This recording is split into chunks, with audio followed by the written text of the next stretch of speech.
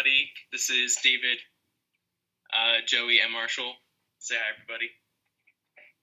We'll be presenting our resource file on probability. Alright, so I think if I just press space. Cool. So we're going to start with what students are expected to know. So the PA state standards and the Common Core standards, actually just one standard in terms of probability for the 7th grade. The standard is the same, but what differs is the eligible content for both PA and Common Core are the same. So I'll just say what the standard says, and then we'll get into the eligible content for Common Core. So the standard is investigate chance processes and develop, use, and evaluate probability models. And then some descriptors: predict or determine the likelihood of outcomes, and use probability to predict outcomes. And then with Common Core, some eligible content for them is understand that probability of a chance is between 0 and 1, so that the closer you are to 0, that means it's less likely going to happen. If it's towards 1/2, it's neither unlikely or likely, and if it's near 1, it indicates it's likely to happen. Also, approximate the probability of a chance event by collecting data on the chance processes and observe its long-run frequency, or you can work backwards and, given a relative frequency, find the probability. So you either go from probability to frequency, or from frequency to probability. So, for example, when rolling a number cube 600 times, predict that a 3 or 6 would be rolled roughly 200 times, but probably not exactly 200. So there's a difference between theoretical probability and experimental probability. So theoretically, you could see a 3 or 6 being rolled 200 out of the 600, but it might be a little bit less than that, or could be a lot less, could be a lot more. But yeah. Moving forward, develop a probability model and use it to find probabilities of events. Compare those probabilities to what you actually observed, and talk about what makes it match, or what could make it higher or lower than expected. And then in 7th grade, they also would like the students to get into some compound events and finding the sample space of that compound event using organizers of some sort, an organized list, tables, tree diagrams, or a simulation, which we'll get into. I have a really nice example of a simulation. And then understand, as just with simple events, the probability of a compound event is still the same idea. It's a fraction of all the possible outcomes with the whole sample space. And then the last content really supports doing math, what we talked about. So actually designing something and using what you have designed, generating random numbers to find frequencies and finding probabilities of those events. So, for example, use random digits as a simulation tool to approximate the answer to the question. If 40% of donors have type A blood, what is the probability that it will take at least 4 donors to find one with type A blood? So that's something that could definitely be used as maybe like an overarching problem, and then you explore that problem throughout the whole unit. You come back to it every now and then.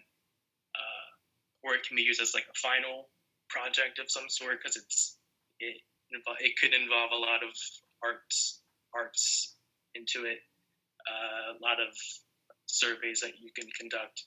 You can take a lot of different roads with that content.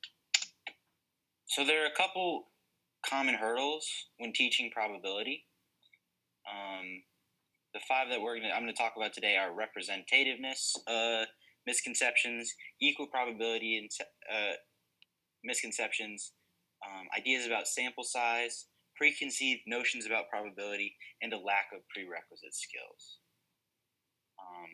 So first, this one's called representativeness. This is the misconception that samples that represent the population are more likely. What that means is that people will see things like flipping a coin and say, all right, if I flip a head, I'm more likely to flip a tails next time because that's 50-50. And there's a 50% chance of each, so it's more likely for me to get that. Another common thing to do with this is the law of averages, which is not a real law. It's just something that people say, which is basically that either A, if I've been doing something a lot, then I'm more likely, like flipping heads, heads, heads, heads, heads, I'm more likely to get a tails. Or if I'm flipping um, tails, tails, tails, tails, tails, I'm less likely to flip another tails afterwards because um, you're supposed to be flipping them 50-50. Again, the law of averages is not true, but it's a very common misconception in students and just in people in general. So we already talked about flipping a coin. Another example, Steph Curry on the Warriors. He shoots three-pointers at a really high clip, 43.5%. And so basketball enthusiasts might watch him miss, miss, miss, and say, oh, he typically makes his shot. He's definitely about to make this next one because he typically shoots at that percentage. But in reality, no matter when he shoots, he always has around a 43.5% chance of making the basket. So that is the misconception of representativeness. Next, equal probability is the idea that any result is equally likely. So say I say, all right, well, it's either going to rain or it's not going to rain. So it's a 50-50%, it's a 50% chance of rain because there's only two possible options. It's one or the other. And while there are only two possible options, there are many other factors at play. You know, if there's a rainstorm next by, it's probably more than 50%. If there's all sunny all around us, then it's probably less than 50%. Another example, and one that you might use in your middle school classroom, would be using a spinner like this one here.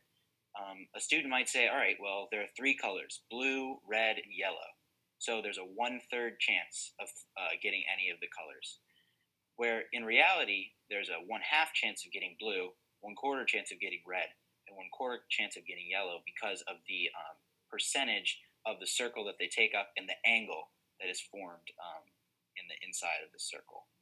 So students might say, okay, here are the possible outcomes. This is the chances, but they need to understand that there's more at play than just that. Another common example would be rolling two dice. Student might say, all right, well, rolling a 12 or rolling a 7 would be equally likely because they're both numbers that you could roll. But in reality, there are many ways to roll a 7 and only one way to roll a 12. So again, even though these are both possible chances, there's more at play than just a simple matter of these are the only two options. Another common hurdle or roadblock for students is understanding the importance of sample size and what sample size really means. They need to have a large sample always. If there's a 50% chance that I'm flipping a tail and I flip 5 tails in a row, that doesn't mean that all of a sudden it's a 100% chance that I get a tail. It just means that my sample is really small.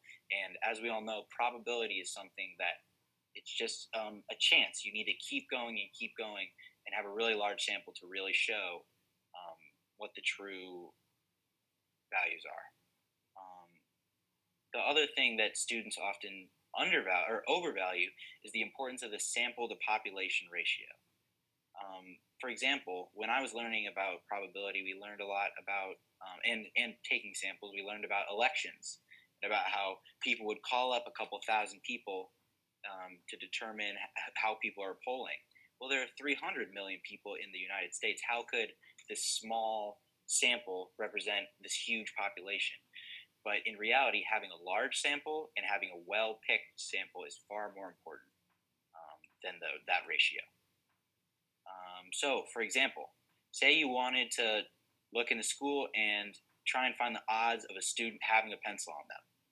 Well, if your sample size is small and you ask a fellow like as is shown on the slide, maybe they don't have a pencil, and you could say, all right, well, 100% of students don't have pencils in the school. When in reality, you need to take a larger sample in order to demonstrate that. Another would be taking a great big bag of M&Ms and trying to find the odds of pulling a blue M&M. You don't need to pull out every single M&M to show what the probability is. You really just need to have a nice sample that's really random, and that should determine the correct probability.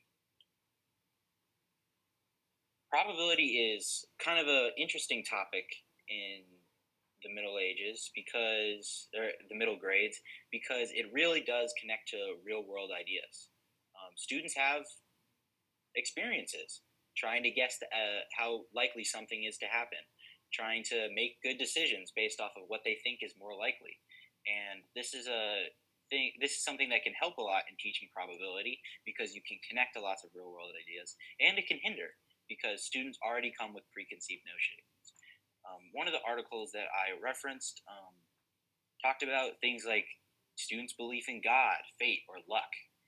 When asking them what the odds are of rolling a dice, a lot of students don't connect that to math in their head. They think about that as something that is totally out of their control. And showing that, yes, it's not like you can control what the dice is, but you can make very informed decisions and understand likelihoods is sometimes you need to overcome these preconceived ideas. Like I talked about before, the law of averages is a very, very common preconceived idea that can hinder development in learning probabilities because it does make sense. If I said, hey, Steph Curry has missed his last 4 shots, what is the likelihood that is it more likely or less likely that he's about to make this one? I think a lot of people would say, well, he shoots a lot, he makes a lot of his shots. If he missed the last couple, he's probably more likely to make this one. When in reality, that is not the case. Last, a lack of prerequisite skills. Now, these include the prerequisites that David talked about. These are also just ideas like ratios and proportions that are really helpful to learning probability. Probability can be a tricky subject. Like I said before, connecting something this real world to math can take a lot of mental work, and you need to have a strong mathematical background to really get a hold of it. And most importantly, you need to have a strong ideas about ratios and proportions.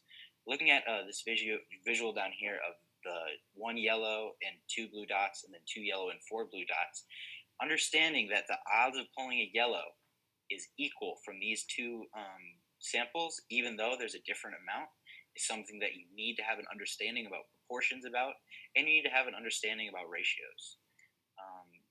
However, one of the great things about probability is that there are lots and lots of real world examples. So even if students don't come with a whole lot of background knowledge that you think can be applied, connecting ideas that you're learning about to real world examples that they're going to know can really help to make students feel more involved and can help to bridge that gap and help students really learn.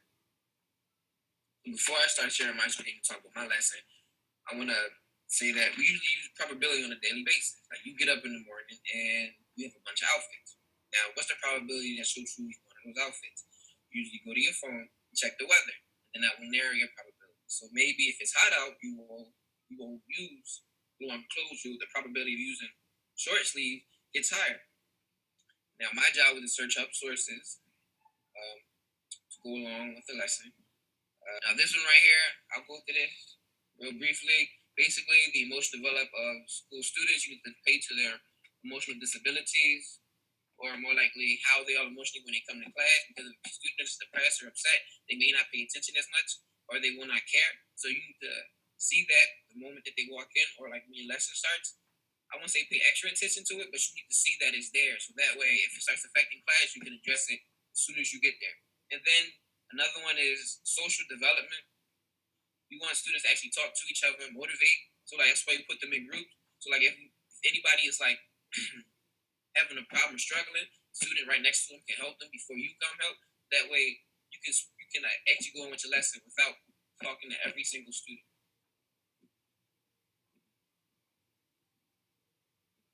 All right, so for far street intelligence and independent learners, for the most part, intellect is not encouraged in certain communities, like at all. It's usually encouraged through.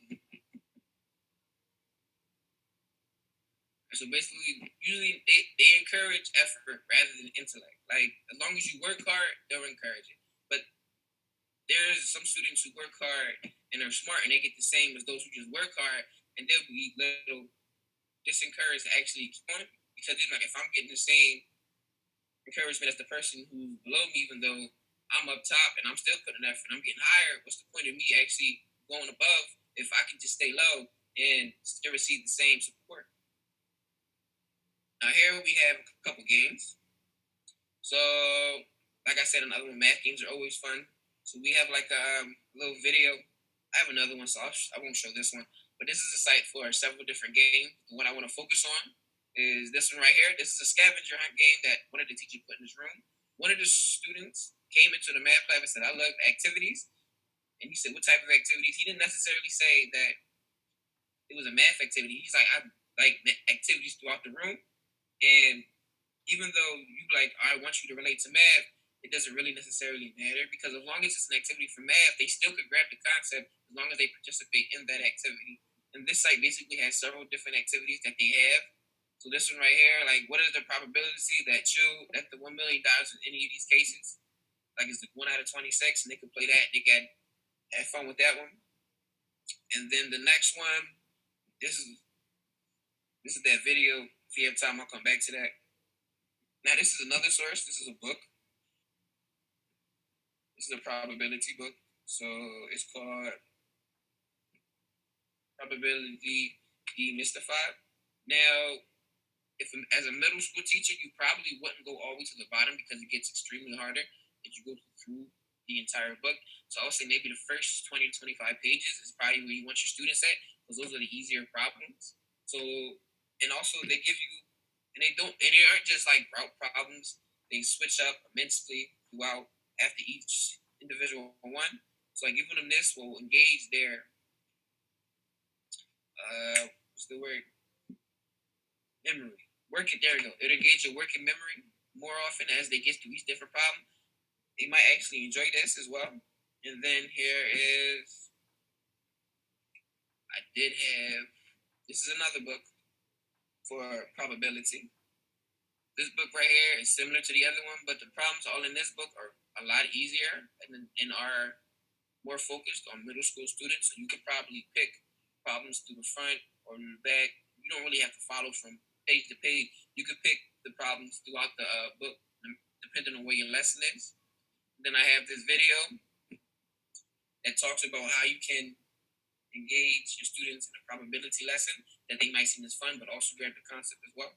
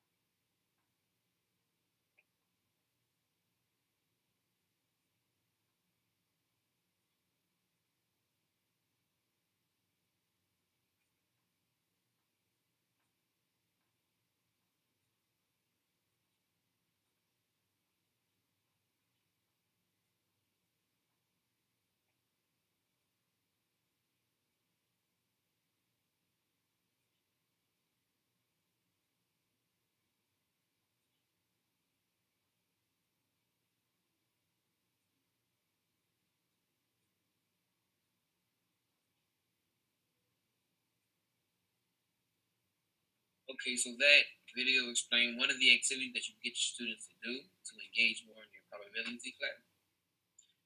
And I'm gonna pass it off to David. She'll finish up.